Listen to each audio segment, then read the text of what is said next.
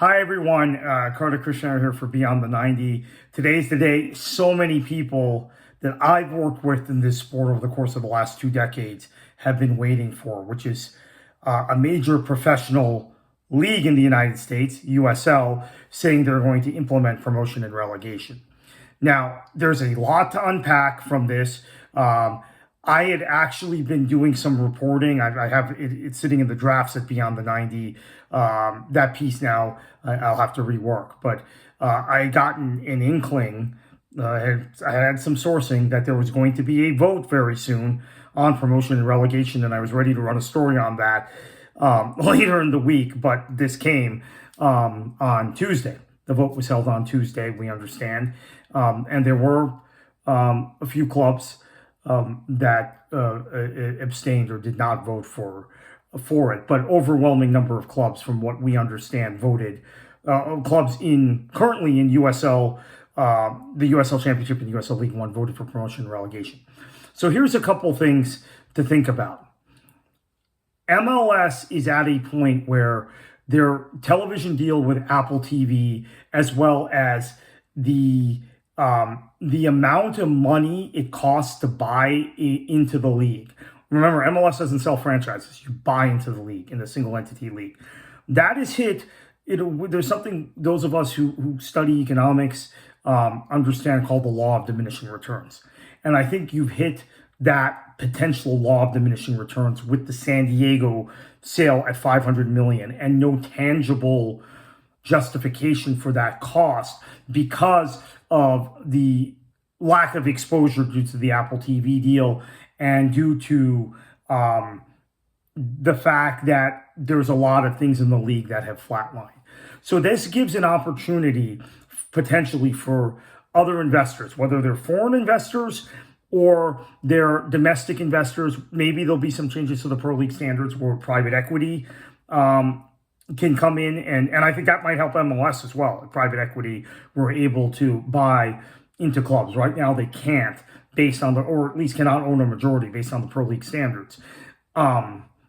So there are intriguing investment possibilities for USL, especially when you see so many Americans investing in leagues abroad.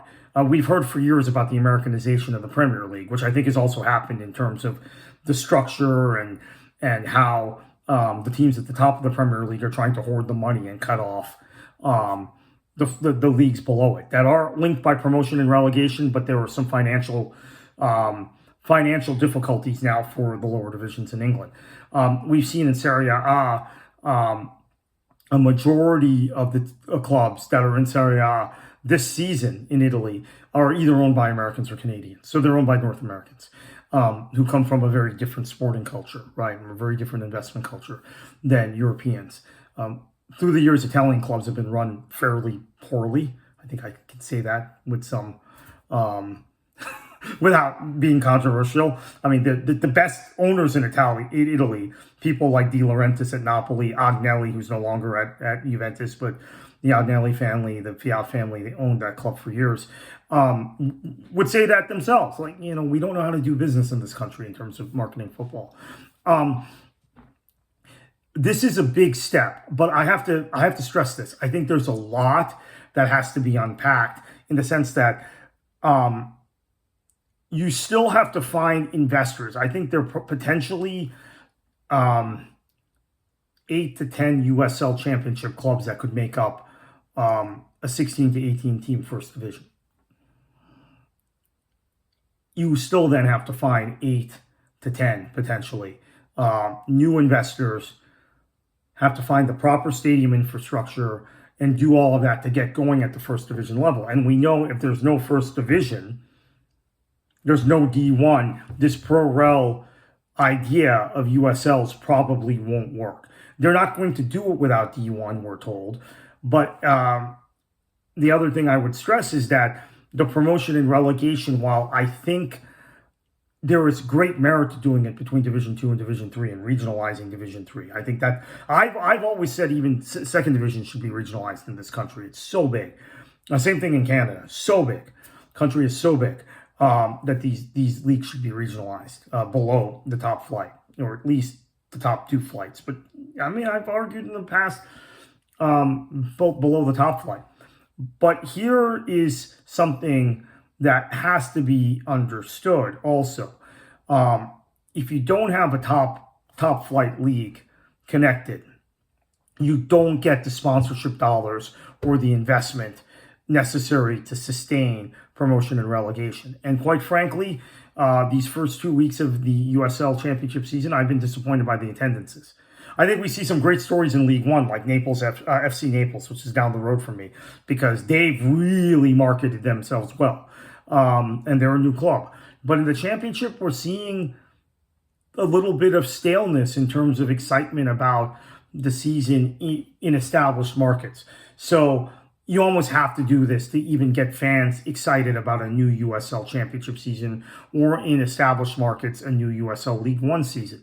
So I think there are a lot of reasons for doing this outside of just the very obvious sporting merit. I think this is going to have a huge boom for USL in terms of investors, at least taking a look at the league.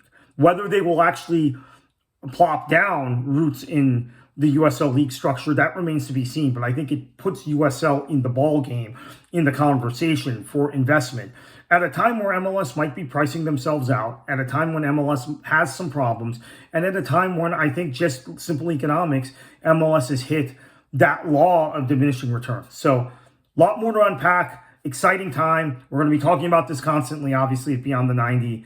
And we're in the middle of a U.S. Open Cup week. So, I mean, when the word broke, I already had a sense that, as I said, I was working on an article for later in the week that this was going to happen in the near future, that there were probably enough votes among USL Championship and League One clubs, and that a vote was going to get scheduled. Now, it turned out the vote took place. That I did not know, but I knew it was coming soon. Like, by soon, I meant in the next week or two. But it happened in the middle of an Open Cup while I was at an Open Cup match. So that's also very exciting, because the Open Cup is open, is the concept of open soccer, open football. And that's what promotion and relegation is as well.